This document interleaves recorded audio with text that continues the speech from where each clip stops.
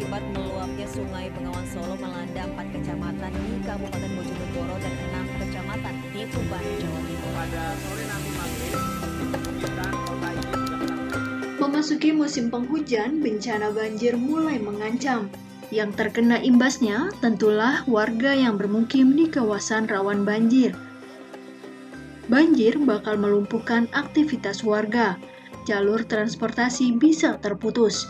Sentra kegiatan juga terendam banjir.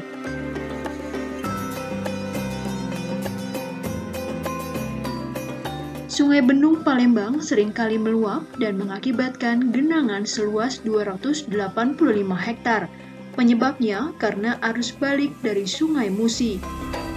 Untuk mencegah terjadinya arus balik, Kementerian PUPR melakukan pengerjaan normalisasi Sungai Bendung sepanjang 5,5 km melalui perkuatan tebing sungai.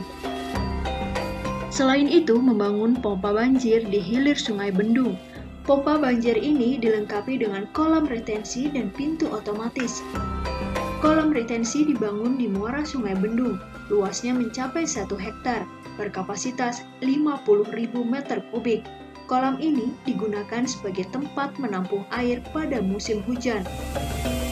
Kolam retensi dilengkapi 6 pompa berkapasitas masing-masing 6.000 liter per detik. Terdapat juga bangunan rumah pompa dan genset di lokasi kolam retensi. Pompa berfungsi untuk memompa air dari Sungai Bendung menuju Sungai Musi. Oke, jadi memang salah satu masalah di Palembang kan masalah banjir ya, dan Sungai Bendung itu merupakan salah satu sungai yang dasnya cukup besar, lebih kurang 4.000 hektar. Pada saat banjir, musim banjir itu yang tergenang lebih kurang 285 hektar pada saat terjadi debit banjir di 10 tahunan sebesar 52 meter kubik per detik. Jadi dengan adanya pompa ini kapasitasnya 6 kali 6 meter kubik per detik, kita bisa mengurangi banjir dari 285 tadi menjadi sekitar 45 hektar saja.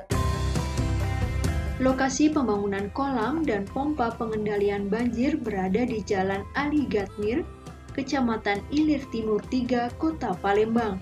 Nilai kontraknya sebesar Rp239,98 miliar dengan sistem tahun jamak selama 4 tahun anggaran sejak 2015 sampai 2018 lalu. Selesai pembangunannya pada bulan Desember 2019 silam. Normalisasi Sungai Bendung yang diikuti pembangunan kolam retensi dan stasiun pompa diharapkan mampu mengurangi luas genangan. Untuk tetap berfungsi baik, stasiun pompa hendaknya selalu diperiksa secara rutin, seperti yang dilakukan oleh Rangga dan Ali, petugas menakluk banjir di Kabupaten Bojonegoro. Kita menjalankan rutinitas untuk membersihkan rumah jaga dan membersihkan mesin pompa. Terus kita melakukan pengecekan oli, radiator, dan air acu atau air aki.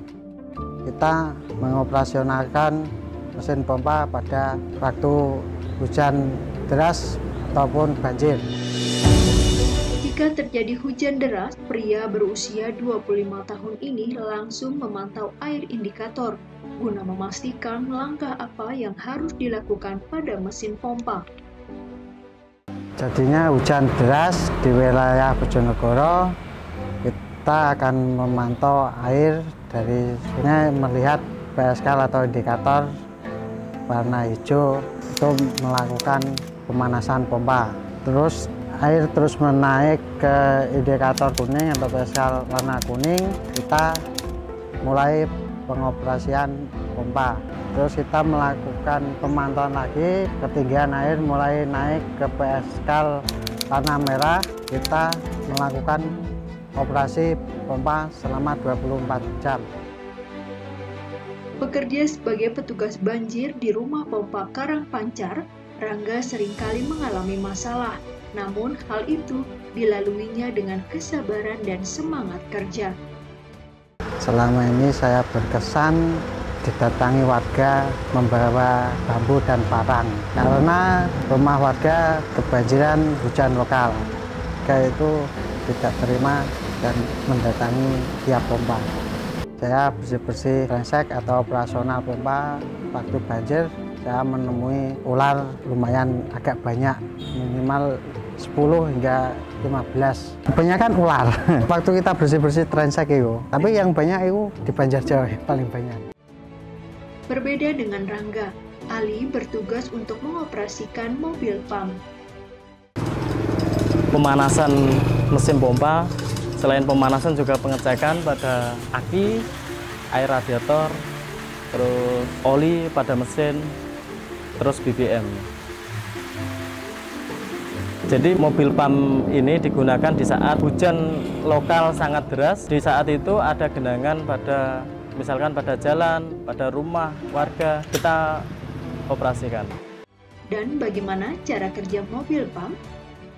Untuk cara pengoperasian mobil pump, kita lakukan terutama lebih dahulu menghidupkan mesin mobil dulu. Lalu ketika mesin udah menyala, kita lakukan penarikan pada selang hidrolik. Lalu kita turunkan pipa hisap, kita sambungkan ke selang hidrolik ke pipa hisap itu.